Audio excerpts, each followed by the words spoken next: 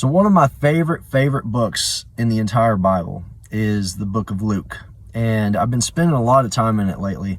And I came across the story of the prodigal son again. Now, Luke is one of my favorite books. The prodigal son is one of my favorite stories. Every time I read it, I see it from a different angle. Every time I read it, it brings tears to my eyes. And I want to point out something that I don't know if a lot of people talk about, but I personally believe that the prodigal son story is not about the lost sinner who comes back to God.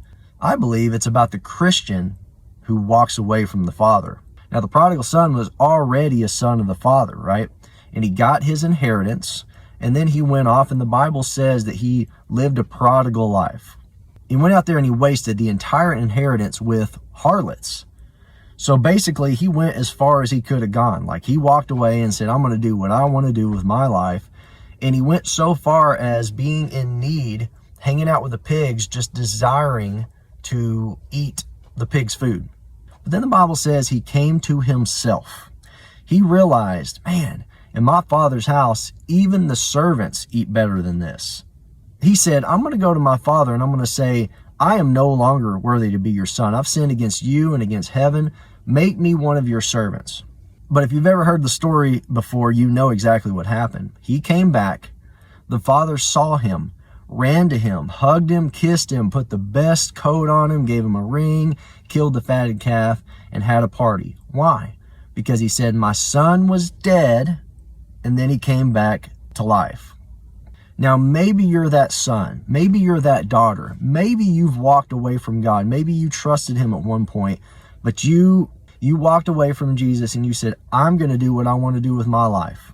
Or maybe you just said, hey, I'm a Christian, I can do whatever I want. But your life hasn't turned out the way you thought it would. You're not happy. Maybe you're dealing with guilt and shame. Maybe you're at a point when you're watching this video right now where you just feel like, I can't go back. Jesus is not going to accept me back. But let me tell you something. You're wrong.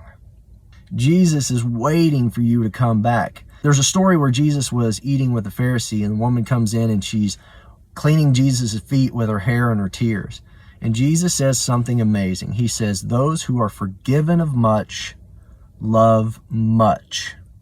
Maybe Jesus let you go as far as you've gone because he knows that when you come back home and you are forgiven and loved on by the Father, you're going to be more useful to him than you ever thought possible. You know how I know that? Because I was a prodigal son.